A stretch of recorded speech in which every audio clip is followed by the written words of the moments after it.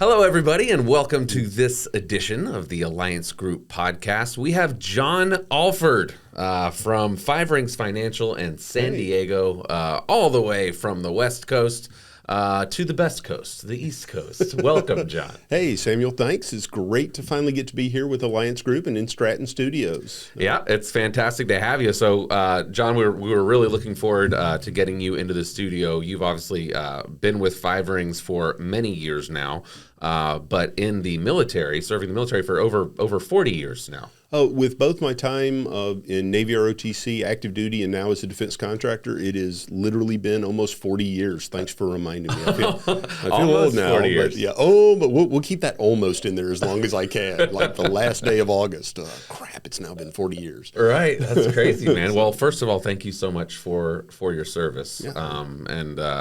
It's been an amazing career, kind of a dual career, because you've also in addition to what your service in the Navy, which we are definitely going to talk about, you've also been with Five Rings Financial now since 2014.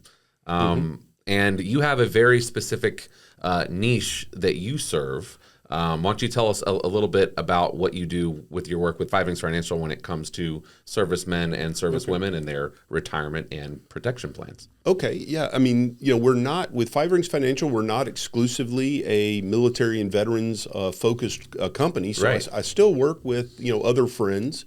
But one of my, my network, my natural community that I'm part of is the Navy and the Marines. They're in San Diego because I am in a close-knit specialty. I have friends from other services in that specialty. Right. So I like, part of what I do is use the Five Rings Financial education model, but educate about how the military benefits can be leveraged into personal plans, either while you're serving, if you qualify, definitely after you get out.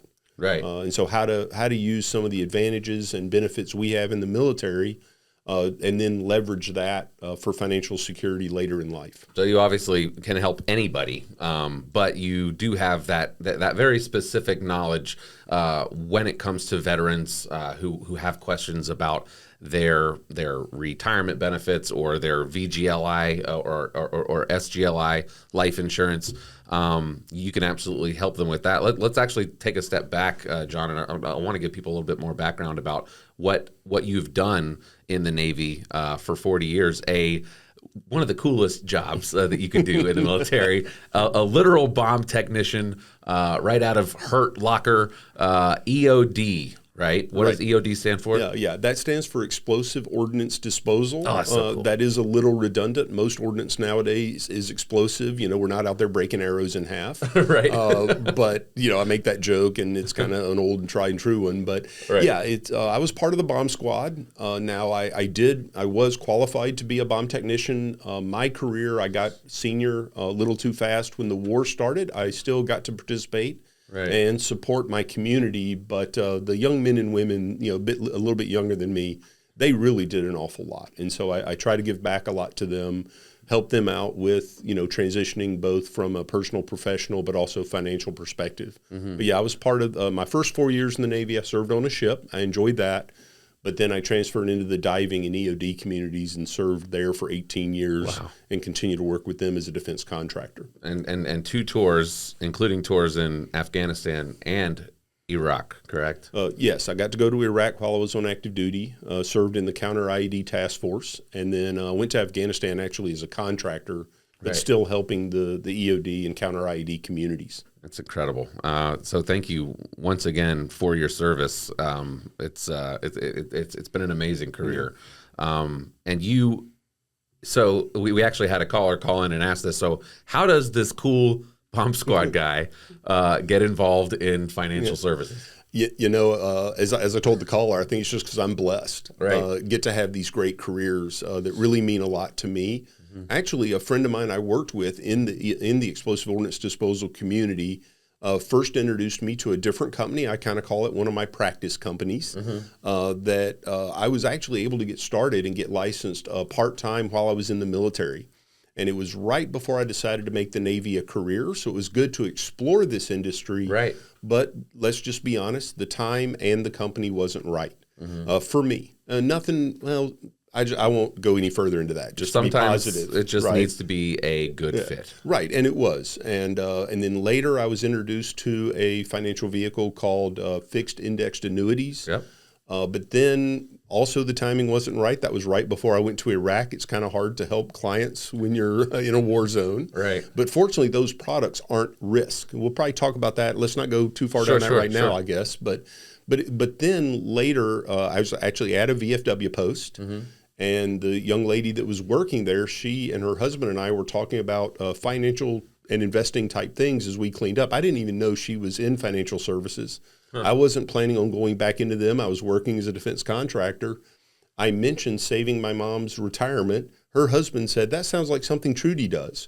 And that's how I was introduced to Five Rings Financial. And through Trudy them, Kaiser. Yeah, Trudy Kaiser. She's one of our vice presidents at Five Rings. Yep. Through Five Rings, introduced to the Alliance Group. And as you said, it's the good fit.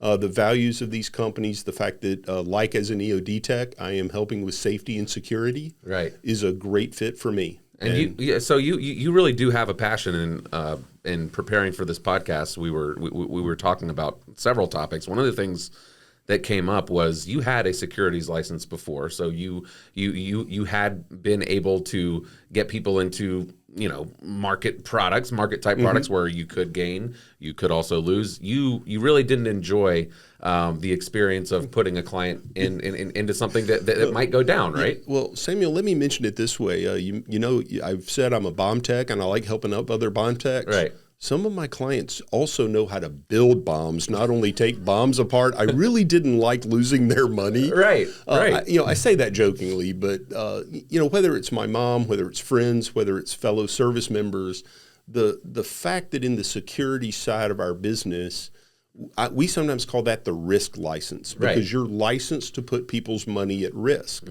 And just to be honest, I didn't like that. I've got some friends that are very good at that. They help people out that I can't because I don't have that license. It's just it wasn't the fit for me. Right. Where I can help people with peace of mind, sleep well at night. Swan insurance. I think I've heard you use that exact term in this room. Yep. Swan insurance, where there's time and a place to have money in the market. As Warren Buffett and others say, the U.S. market is one of the great ways to build wealth. But there's also a time and place to say, I need to know that I know this part of my money will be there. Right. And that's what I like doing with Alliance Group, with Five Rings, with some of our partner companies. Yeah. And, equities can be very sexy. There's obviously the big upside. So, people can overlook some of these safe products, but these safe products can have a massive, massive impact. As you've seen, you've already kind of referenced it a couple of times. You were able to save your mom's retirement. Tell us about that story. Okay, and it's a great story, both of in financial services and my opportunity to serve in the military, because I found out about a product. It's called the Retirement Vehicle of the Future by nobody less than Tony Robbins. So not us here that are in the industry bragging about our products. Tony Robbins even says in his book that's like a brick. Right. It's a financial vehicle that your money never goes in the market, but you get credits based on when the market goes up. Right. So I found out about this product through one of the practice companies I was with. And I just called that one of the previous times I was licensed. And in 05-06, I was able to put about 2/3 of my mom's retirement assets in a couple fixed index annuities. Fast forward a couple years was when I went to Iraq. Wow. I'm helping manage my mom's money, but in 08-09, probably most people remember what happened, right? The market. Absolutely. The media called it a market correction. People lost up to half their money in the market, in their real estate. It was called the Great Recession. Right. I'm in Iraq. If I was trying to trade my mom's account in the stock market, there was nothing we could have done. Right. But instead, her money did not go down. She was already retirement aged by then, even though she was still working. She was still taking RMDs out. When the market goes down like that and you take RMDs out, which is what the government makes you take out, whether you need the money or not, you'll never recover. Right. Where in my mom's case, because she never had those losses, when the market started going back up in 2010, she went up when the market went up. She's gotten about 90 cents of income for every dollar we put in there. Wow. And still has almost $1 for every dollar as well. It worked perfectly. It's like the textbook case of why they should look at these fixed indexed annuities. Right. It's, people don't, again, it tends to be overlooked, but it's important. Yes, depending on your age, depending on your situation, it always makes sense to have your money balanced and sometimes riskier products, sometimes safer products. But as you showed right there, balance is very important, and making sure that you have your money allocated in the right places that make sense for you where you're at. Right. And one of the ways to balance that, not to take a huge detour, but in the military we have the thrift savings plan, which is like a 401k. Right, Defense TSP. contracting, you have 401k plans. Maybe use that for your market risk exposure. When you leave a company and you have a 401k, or you leave the government, military, you have a TSP, why not look at rolling that into something you don't have to worry about anymore? Right. And then it just grows almost on autopilot, while you also have some exposure possibly to the market in a 401k or another TSP account. Yeah. Just one thing I like doing, I did that when I left the military, when I leave defense contractors to get a new contract. And I recommend doing that for other folks. So maybe when they leave the military, start a 401k for your market exposure. Look at something safe for money you already have put aside. Absolutely.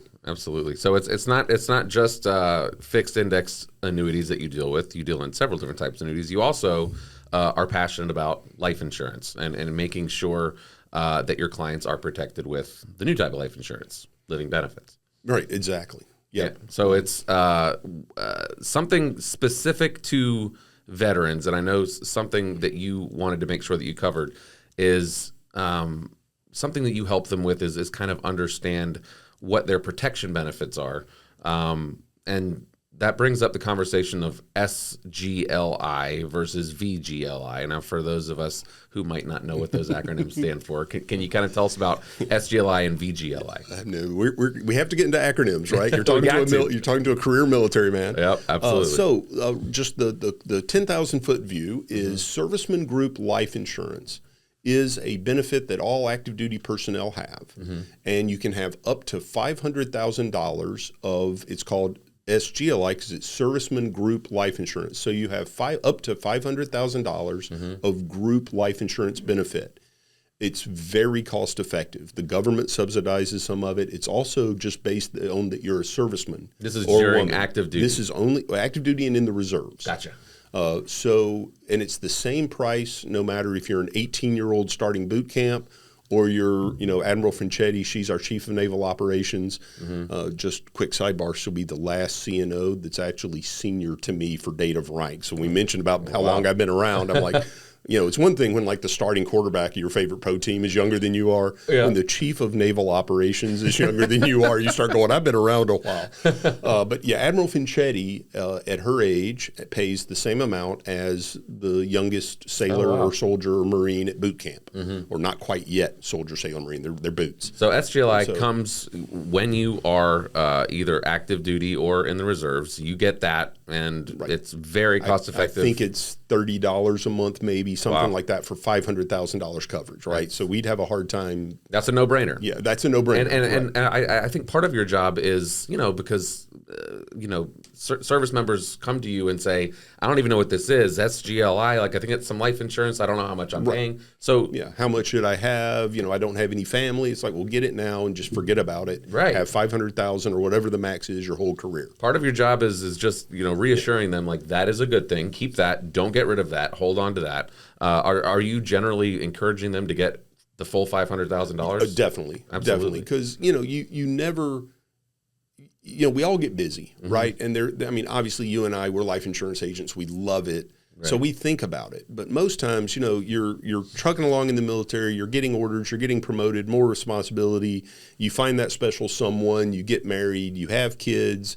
Next thing you know, you have a lot more financial responsibilities, but you might only have the $50,000 or $100,000 minimum for SGLI, where you may need much more. Right. It's so inexpensive. Most of us blow $30. Yeah. We'll go out to lunch or dinner tonight and blow $30 before we think about it, right?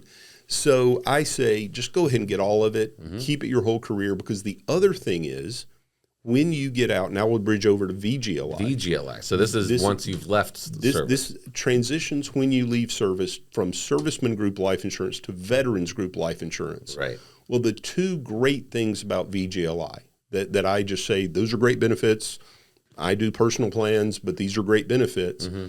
If you have the max SGLI, you can get the same amount of VGLI. So if you had 500,000 SGLI, you can get 500,000 VGLI. But if you leave active duty with only 100,000 or even only 50,000, you can't go up to the 500. Gotcha. So you have to have the 500,000 at least before you leave. That's just another reason, on top of just the cost effectiveness of SGLI maxing that out.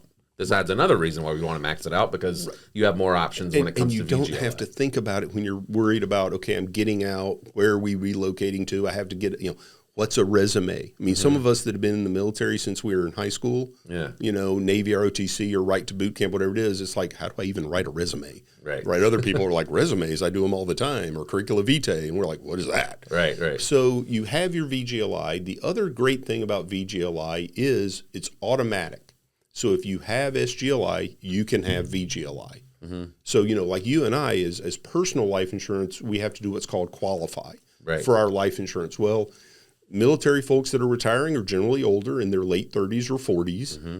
We've done some interesting things for our country. We've probably banged up our bodies. We may have even had traumatic things happen to us. Right. And unfortunately, there are some friends of mine I cannot cover. So they get VGLI automatically. Uh-huh. If you have SGLI, you can have VGLI. Yep. So at a minimum, at a floor, I want to make sure that folks that are transitioning have that availability. Mm-hmm. Then we see if we can do better. Right. So because SGLI, no-brainer, makes perfect sense from a financial perspective. Once you transition over to VGLI, depending on your age, that might be still a very good option for you to keep. But as people get older with this VGLI, that's basically your price can go up. Is it every year? No, it's not every year, but that's the difference between SGLI and VGLI. Where SGLI, that's why I bring up Admiral Franchetti, Franchetti, that SGLI is not based on your age. Right. VGLI is, for, just to use the actual professional term, it's 5-year renewable term. Gotcha. You and I get that, but somebody might not. Sure. Every 5 years, based on your age, in 5-year increments, the price goes up. Mm-hmm. So let's say someone retires in their late 30s, early 40s. This $500,000 of coverage is actually a good price in the marketplace. Yep. But what happens is, because that term is only 5 years, at 40 or 45, it goes up. It gets a little more expensive, but then when you hit your 50s and you become the vintage that I am, looking at 60 in a few years, it starts getting very expensive for the coverage. Not incredibly expensive, but then when you hit your 70s, you are basically paying the highest type premiums, where instead, why don't you look at a 20 or 30-year term policy, and we'll talk about why our term policy is not death-only life insurance. Sure. But so let's just look at the cost at first, where over a 20 or even 30-year period, because VGLI is repricing every 5 years, you'll pay a little bit more up front. But I just helped a Marine that retired. His name's Nick, and I want to give him a shout out because he helped me prove this. Actually, he wanted to do the homework himself. Great job, Nick. Yeah, and he's better at Excel than I am. But he proved that over 20 years, it will save him. Yes, he'll pay more these first 5 years, maybe first 10, but over that the back half of the policy, a 20-year term policy is so much less expensive. It'll average out to saving him $1,000 a year. Right. I have a feeling we're going to talk about why he also gets more benefits. So he gets the choice, pay less or get more benefits. Right. But then I told him, and he called on, he's like, you're kind of playing with me. I don't have to make a choice. I get both, don't I, with our policies. Yep. And at some point, it does make sense to make that comparison. To illustrate that, my father-in-law is also retired Navy, and he, as he approached age 65, he got in touch with me and he said, look, I know you're in life insurance. My veterans life insurance is about to go up. I think they send a letter letting you know what the premiums are going to go up to. Luckily, he was healthy. And again, he's 65 years old. So we were able to kind of run a comparison and get him hooked up with something that was in his budget, because the fact is that VGLI price was just going to be out of his budget. So he wanted to keep some life insurance, but he needed it to be lower cost. So we were able to do some cost comparison and get him into a 10-year term with living benefits, which is what we ended up doing for him. Now, what I found myself thinking is, man, I wish he would have been thinking about this 10, 15, 20 years ago, because it's hard to think about it when it was affordable for him to think about other options. But what I'm sure you would encourage veterans to do is to make sure that they're reaching out to you even when they are younger and that VGLI is relatively affordable. Let's take a look at your options. The earlier you take a look at your options, the more options you have going forward. Yeah, and as you mentioned, you were still able to help your dad. Right. But what if something had popped up medically or some condition that the military identifies, but it worsens over time, and now we can't get you a replacement policy, and now you're faced with, you maybe want this coverage for family, but it may be costing you as much as $2,200 a month. Well, if you're paying $2,200 a month for 5 years, you're pretty much self-insuring, because you could have put that money to work. And then in the case of possibly your father's policy, but like Nick's policy, there's also the opportunity to, now that we have him covered, we could trade in some of that coverage and make a blended plan where he has 20-year term for most of the need while they're paying off their house, raising their son, their youngest son, but also he could trade some in to get permanent coverage that he'll have living benefits for life, he'll have the ability to grow tax-free savings, and he knows he will leave some legacy to his family. Absolutely. Where, 20-year term or VGLI is going to run out potentially, or you're going to be paying an awful lot for it. Absolutely. So, I mean, to kind of sum up, if you have SGLI, max it out. Pay that amazing price. I think it's $30. It goes up a little bit every year, but never It's incredible. So SGLI, keep that. When you switch over to VGLI, it's really best to get with somebody like yourself to kind of take a look at that. Yeah, probably anywhere from a year to 6 months before you retire, because that way, we can take a look at it. We can give you the options, you and your family the options of saying what works best for you, and we know that it's in place. Right. But we don't want to start it too soon, because then, we do have that 20 or 30. You can go as far out as 30 years for a living benefits term policy. But you don't, so it's a great plan, but at the same time, don't want to start it now. I'm not saying it's not good to have living benefits, but you have a lot of other benefits in the military, like medical benefits and disability. They'll either keep you on active duty or medically retire you. So living benefits works great on our family members, where military, a lot of our benefits are similar. They're not living benefits, but they work to provide some of that protection. So John is here to answer all of those questions, because it can be complicated. If you're a veteran, you're a service member, that you have these benefits, but there's not a lot of understanding a lot of times around some of these and how they work. Strategizing and helping people kind of optimize those benefits is really what you're all about. I enjoy doing it. And first off, it's just fun to, it'd be great to meet your dad, and we'd sit there and talk Navy stories probably the whole time we were together and not talk about money. But that's fun too. And that's kind of the way I like doing my appointments is, hey, let's just build a relationship, enjoy being military guys hanging out together, guys and gals. And then, as their questions come up, Nick and I covered a lot of different topics, had a great time talking.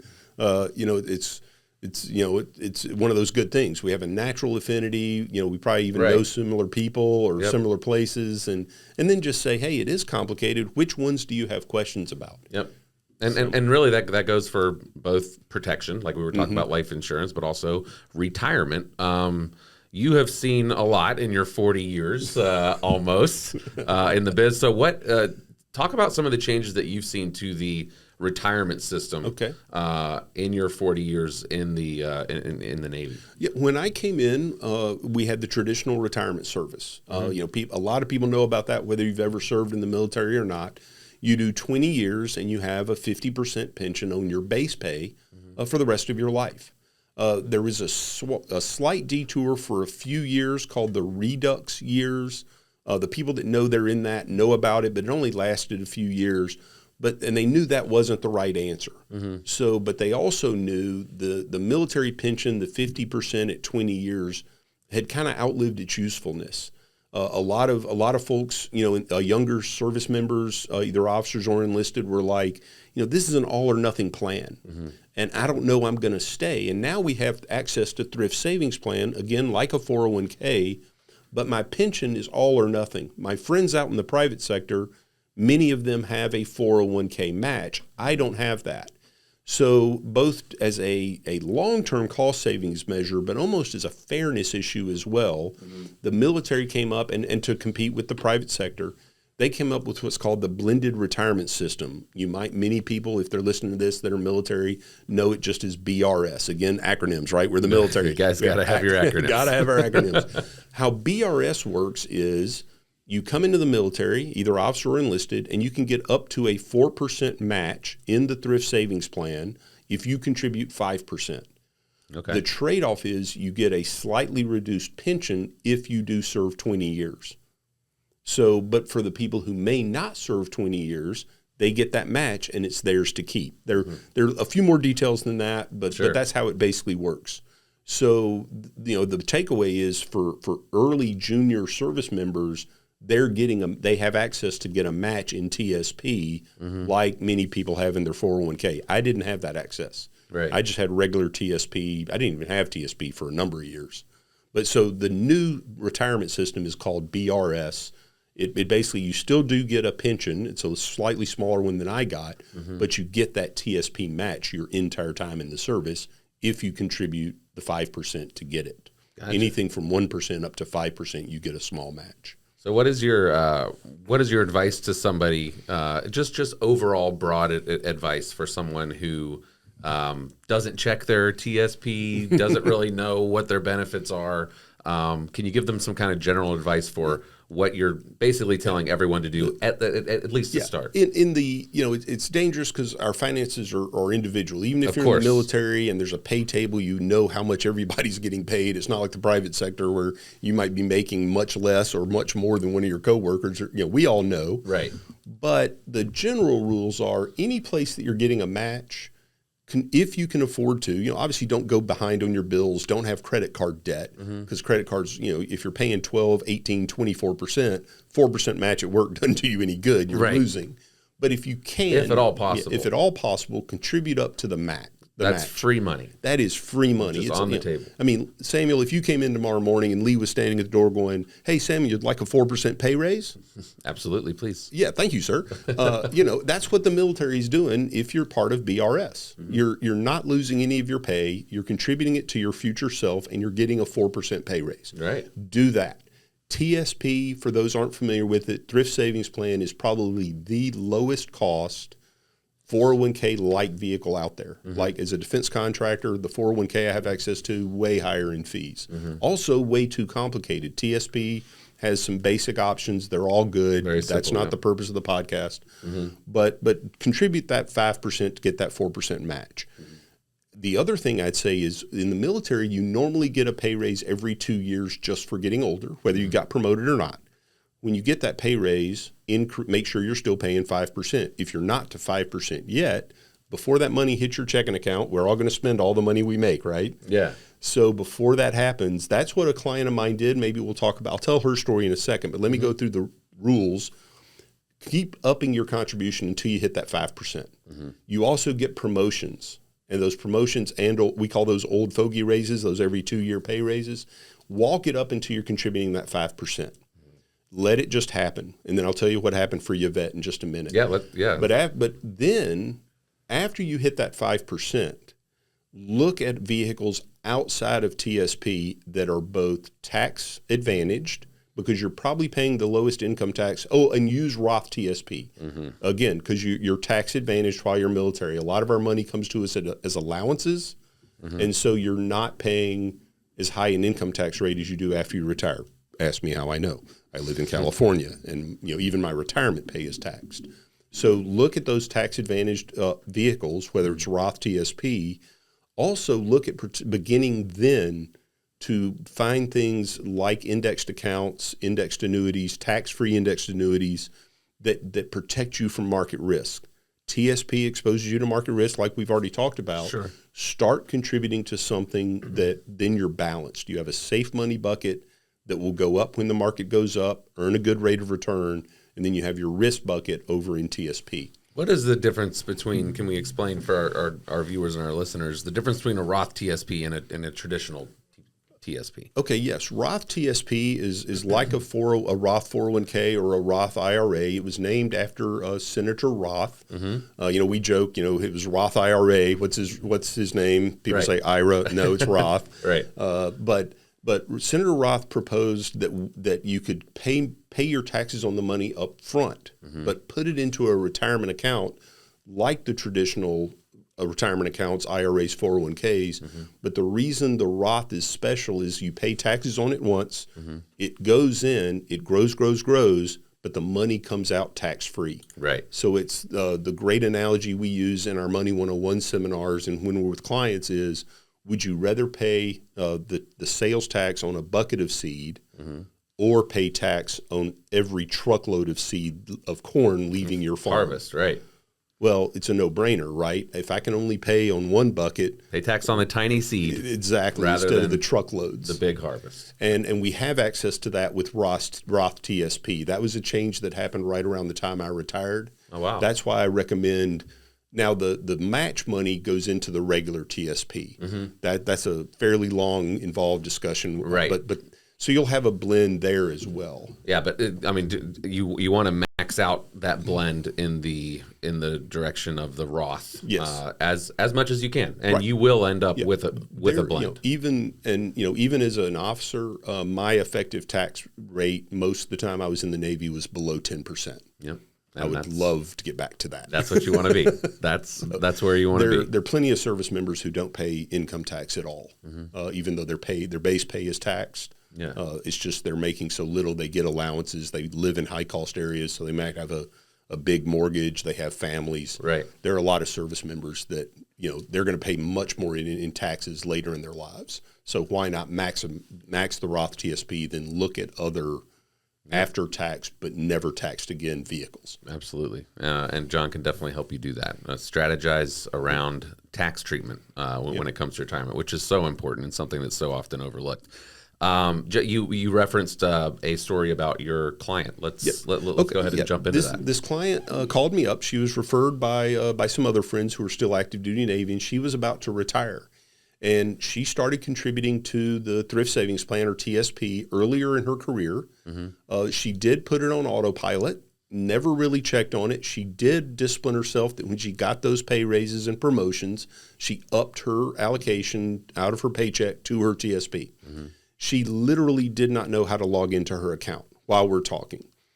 And I'm like, okay, well, let's figure this out. Go to tsp.gov, walk her through it. I'm sure it's actually more common than someone might think. And in a way, that's better, right? Because you're not moving it around and trying to time the market. Sometimes people can shoot themselves in the foot. Sometimes it's like, I've actually heard the advice of, understand, make sure you set up your contributions properly and then don't log in, leave it alone. Don't look at it because you're going to be tempted to try to move things around. I mean, you should look at it probably every year and rebalance. But again, that's not necessarily our side of the business. Sure. We like products. I've had to train clients not to expect quarterly reports. It's kind of fun. Right. But Yvette's a great gal. She has a fun personality, very happy. All of a sudden, she starts laughing on the other end of the phone. And I'm like, hey, what's going on? Because we're doing this call. We're just doing a call. We're not on a Zoom or face-to-face. We've done that too. But she starts laughing, and she goes, I had no idea. And I'm like, well, what do you mean no idea? And she goes, I have $100,000 in my TSP account. and she probably had started at $50 a month, maybe $100 a month. She told me she never put in a huge amount. It wasn't like she was contributing $1,000 a month and not enjoying life. Right. She just started small. Yep. Picked it up a little bit. Then she had that $100,000. And I said, Yvette, here's what we can do. When do you need access to that money? And she said, well, I'm 44. I'm probably going to be working. I'm going to get my retirement. My husband's going to retire. He had a couple more years in the Navy. Then they moved to Vegas. But she said, I really don't need that money. I don't know when I'll need that money. I said, well, here's the beauty of what we do. You'll never lose. Odds are it'll double about every 10 years. Now, that's a forecast. It's an illustration. It's not necessarily guaranteed. Sure. But over time, we roughly double people's money every 10 to 12 years. I said, so Yvette, you said you're going to turn 44 soon. At 54, it's 200. It's probably going to be about 200,000. It's, we can do a better illustration software and all that, but just rough back of the napkin. Numbers, We call these napkin presentations. Rounding up, it'll be 10, let's just say 11 years. So at 55, it's 200,000. At 66, it's 400,000 for money you put in 10 years ago that you didn't even notice it was going up. Mm-hmm. How does that feel? And she goes, well, what might happen to it between then? I said, it's either going to go up or go sideways. Is that okay? Isn't that great? And she's like, and do I have to worry about it? I said, no, not really. Just we'll talk once a year, see how it does. Yep. And so she can contribute in other investment vehicles, other retirement plans, but that money is just going to be growing in the background, going up and sideways, and in her mid to late 60s, likely be almost $500,000, $400,000 to $500,000. Yep. And it's great to have that as, part of your retirement allocation, that safe money bucket that is growing, up and sideways, just like you said. So even when a 2007, 2008 hits, something like that, that money is safe and that it's going to continue to grow. It's such a great feeling when you get we had a little bit of that, they weren't as bad, but 2020, the market just made a massive up move. Mm-hmm. And then 2023, was it 23 or 22? 22 was a down year in the market. Mm-hmm. Lost almost 20% in the S&P 500, no calls. Mm-hmm. Clients would open up their statements and go, it'd have been nice to have seen that number go up, but it didn't go down. And then when it goes up, we get to celebrate with them that, hey, it came back up. Right. But our account never went down. It just started from that same level that it was at. Yep. It's incredible.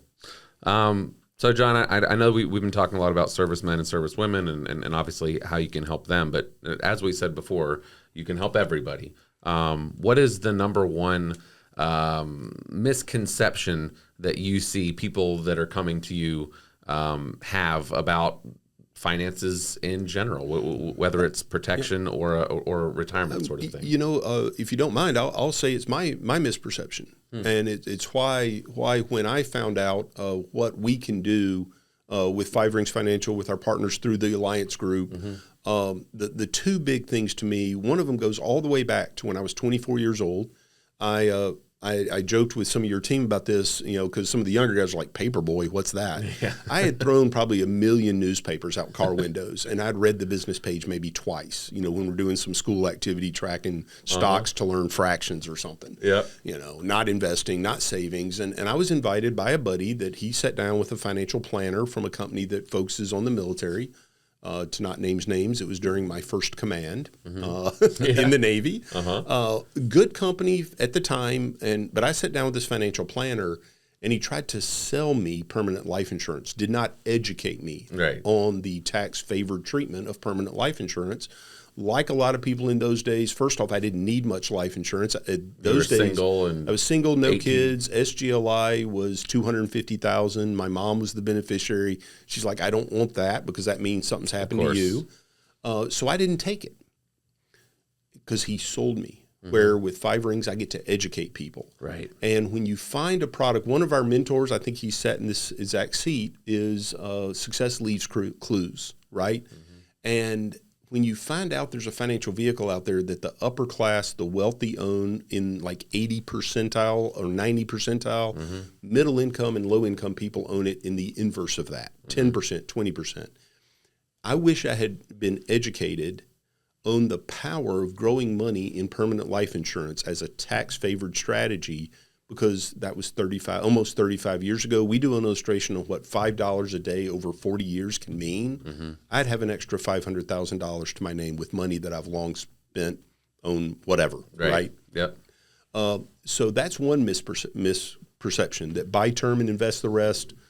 Buy term life insurance especially with living benefits, has a huge use. We talked about 20 or 30-year term instead of VGLI. I still love term life insurance. Mm-hmm. But when I heard about the advantage that people could do, especially military people, if we have time, I want to talk about how we can help like young families in the military. Sure. Leverage some of their education benefits. But that's one thing. Then the other thing was, when I first was introduced to Five Rings Financial, I go to a Lunch and Learn Money 101. Mm-hmm. The speaker that day was Lyle Donnelly, one of our co-founders of the company. Fantastic. And he knew I was there to almost interview him for the company, not come to the event. Right.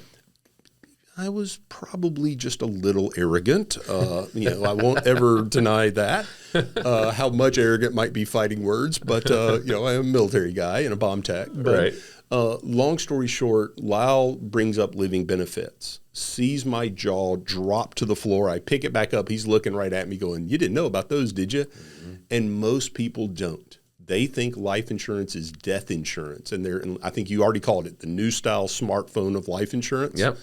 It is amazing what it can do for people. Yes, it's there if you have an untimely death.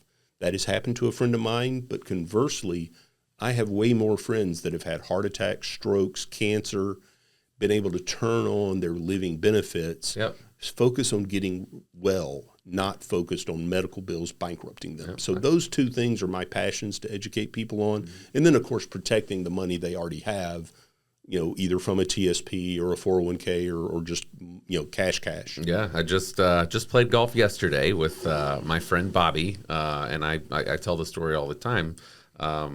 He was able to get $425,000 through his life insurance with living benefits policy that I was lucky enough to put in place for him. And he's fine, living his life great, and was killing it down the middle of the fairway. Too great. I hope you recover so exactly, well. Right? So I 100% agree with you there. It's incredibly powerful. And Bobby probably had the outcome he had because you could bless he and his family with living benefits so yep. they could focus on his recovery to come back and spank you all over the golf course. Right, exactly. So yeah, I would 100% agree with that. With that, as far as a misconception that we can help educate people about. Just all the different, most people, they hear of life insurance, they know that's what we do, they want to run screaming, and we're almost like, please, let me tell you about the new style of it and how much more benefits as part, most people don't think of life insurance as an asset. Right. But between growing money, tax advantaged, and living benefits, it's a huge asset. It's a huge asset. Yeah, it's an enormous asset. So speaking of assets, you referenced this a little bit ago. The things that you can do for families. Yes. The things that you can do for growing families. Yes. And for children, actually, with these permanent life insurance plans. Let's talk about that. Well, one thing is, as we talked about, I got to do something really cool for the military. There are other really cool things like flying jets, flying helicopters, being a SEAL or special forces. Mm-hmm. All these different things they're a lot of fun, but they're kind of dangerous. Yes, right. For some reason, there's a direct correlation between coolness and danger. At least in our line of work, right? Right. We all see those questions on the applications. Do you parachute? Yes. Do you dive? Yes. Do you play with explosives? Yes. I'm like, sorry, can't do a lot. What I can do though is, like in my case, we were fortunate that we have two daughters. They have both been educated on my veteran benefits. Mm-hmm. They were smart. They probably could have gotten, one of them actually got small scholarships, but we didn't even apply to a lot of scholarships, let other people take advantage of that. Mm-hmm. Because a lot of states, California being one of them, every state's a little different, plus we have the GI Bill that we as the service member and our families generally have good educational benefits. Mm-hmm. They're not 100%, but they're out there. So the vehicle that most people think about for saving for college is called a 529 plan. Mm-hmm. It is tax favored. You put money in and it grows tax free. Mm-hmm. The problem is, in most cases, that money has to come out for approved educational expenses. Right. Well, what if your child either gets scholarships, they go like I did to Navy ROTC or ROTC, they go to a service academy, they enlist themselves, they go to a trade school, now that money is in IRS jail. Yeah. Okay. And the only way to get it out is paying tax on it. Yes. Or use it for another kid, and then you run out of kids, then you pay tax on even more money. Yep. So what if, even though you may or may not be insurable, it's always worth checking. Right. You might be like some of my friends that are EOD guys, but that last tour, they have a desk job. Mm-hmm. A desk job's a desk job. I can write a letter to our companies going, yes, I know them because of our shared mutual military specialty, but they don't do that anymore. They're just a desk guy. Or gal. But if they can't get coverage, we have a young agent in our office there in San Diego. She's pregnant with she and her husband's first baby. It's going to be a little girl. She's going to be here in May. About the same time, he'll likely get promoted to sergeant. So they'll have a little bit more flexibility in their money. Right. Why not look at what we call $1 million baby plan? Mm-hmm. put, let's just say a nice round number, $150, that $5 a day. Instead of writing it on one of the parents, once that baby reaches a certain age, has a Social Security number, pretty much has a well baby check, depending on the company, you can start buying, you don't buy life insurance on that child for life insurance. We sure don't want anything to happen to them. Right. But they do have coverage for life now, plus they have living benefits, which I hate to say it, but sometimes when children get sick, even if you had life and living benefits as a parent, you can't access your living benefits. Unfortunately, I had that happen to a couple of friends of mine. Their children got sick. We were living in Mississippi at the time. They were up at St. Jude's in Memphis like every other week. You can't make your normal income doing that, and you want to be there with your kid. Absolutely, you will be there. I'm not wanting that to happen, but the great benefit of it is this child gets that policy. They start putting $150 a month in there. When the child is college age, 18, 19 years old, they can take, let's just round numbers, and this is an illustration, right? But likely they could take up to $40,000 tax-free out, pay for college expenses. If they're using veterans benefits or a scholarship, why not buy a property, pay rent to yourself and have roommates paying rent to pay back that $40,000 and the mortgage. That's just one idea, right? That's just one option. Right. You don't even have to do that. You could wait 5 more years, maybe use college loans, take out even more money, pay the college loans back, or just let it keep growing, assuming all the loans were paid back or you never took loans. This baby who's not even born yet, let's fast forward out 70 years from now. She could turn on a stream of income, per the illustration I ran for them, at $105,000 a year. Now, $105,000 isn't going to be worth $105,000 today. Right. But at least it's a start, and you've only paid in. Oh, and you didn't pay in. You paid in until they were 70 at $150 a month. They never raised it. Right. So we're talking maybe an investment in the $20,000, $30,000 range, something like that, or whatever, 18. Somebody do 1,800 times 70 in their head real quick. Yeah, right. Maybe 100,000. Let's just say 100,000, but you turn on income of over 100,000 at 70. Let's say because of medical advances, taking better care of herself than we do, that girl now lives to 100. So 100 years from now, 21, 22, she passes away at the ripe old age of 100. This young couple this year will then have left their great-grandchildren over $1 million. After she got 30 years of income. These IUL Index Universal Life Plans for kids, they're one of my favorite concepts that Five Rings Financial works with. It's truly incredible. And again, the reason we love it, and the reason that people are setting these up for you, it's not for the life insurance on the kid or even the living benefits on the kid. It's for harnessing the power of compound interest at the youngest age possible, and that's what produces those amazing results. Where if I put $150 a month into a like you said, an IUL, that's the exact name of the policy. Right. I put that into an IUL for me. It's not even going to keep itself alive. Right. I have to put in the policy I've had for almost 10 years now. I have to put $190 a month into it just to keep the tax-free vehicle around it. Now I put more in that because let it grow and be another retirement income for me. But, so as soon as I have grandchildren, of course, $150 a month. Absolutely. I'll still be the cool. I'll try to be the cool granddad. My wife says you're not going to be the cool granddad. I'm still going to buy him bicycles and motorcycles and guitars and all that stuff. But I'm also going to make sure I set those up because Absolutely. They're just so, and again, people always hear, buy term and invest the rest. Put it in a 529. Put it in the market for them, and I'm like.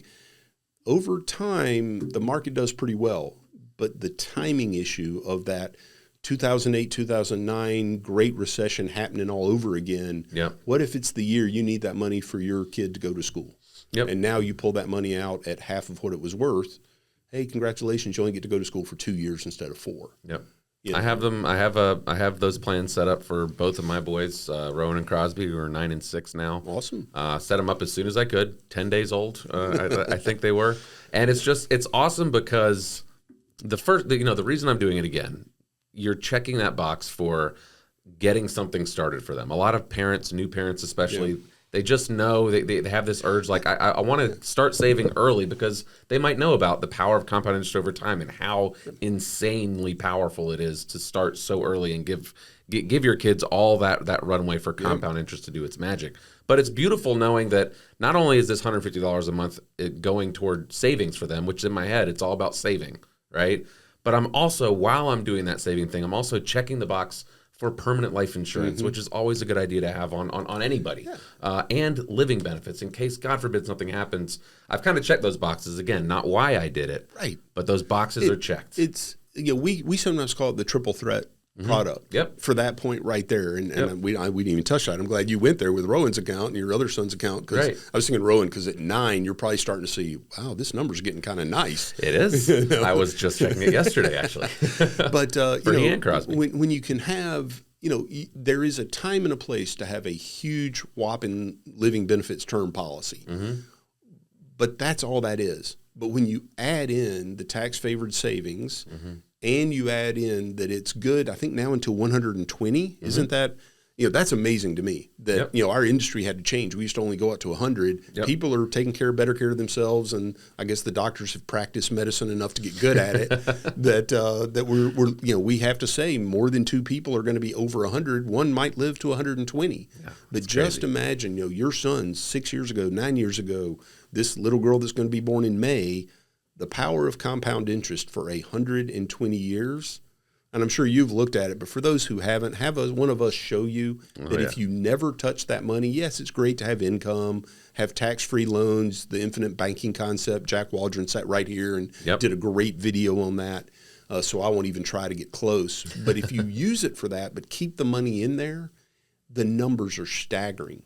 Starting at $150 a month for like 50, 70 years, then just letting it run.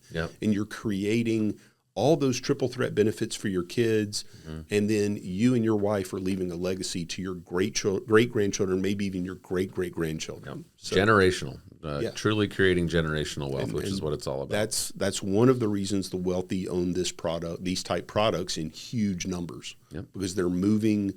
Instead of leaving money to your, I think one of your own, Steve actually said this last weekend in San Diego, or 2 weekends ago in San Diego. Don't leave money to your heirs, leave life insurance to your heirs. Spend your money, leave life insurance. The ski retirement program, spend the kids' inheritance. It's true. I mean, it's true. It's truly, you save your money. Why would you want to save, let's say, $1 million and then leave $1 million behind to your kids? How about save $1 million, spend a little bit of it buying a life insurance policy, leave the life insurance to the kids, and spend your $1 million on the dream retirement that you've worked so hard for and that you deserve. And we're not even going to talk about most states bringing estate taxes back, and the federal government always talking about it, right? They want to get our tax money, and life insurance contracts are still financial contracts, not part of your estate. There's so many things for viewers, for listeners to talk to John about. We've only touched on some of them in the time that we had today, but this industry is truly an amazing industry. We are glad that you are a part of it, John, and thank you for not only for your service to our country, but for your service to all of the people who have trusted you and gotten advice from you from a financial perspective. Well, and thank you also to the Alliance Group, and as one of our key partners with Five Rings Financial, the great products, the marketing products y'all give us through here at the Stratton Studios, but also the access to living benefits. Of course. Again, first time I was exposed to them, even having been licensed before, thought I knew it, my jaw hit the floor. So knowing that we have a partner in the living benefits life insurance space, also in the IUL space, is just great. Thank y'all for having me today. Thanks again to John Alford for joining us. Really appreciate you coming out here and seeing us. We are going to film a ton of content in Stratton Studios today around all of the concepts that we talked about today and more. So looking forward to that. And thanks again for joining us, John. Hey, thanks, Samuel. I had a great time. Listen to this interview and more on the Alliance Group podcast.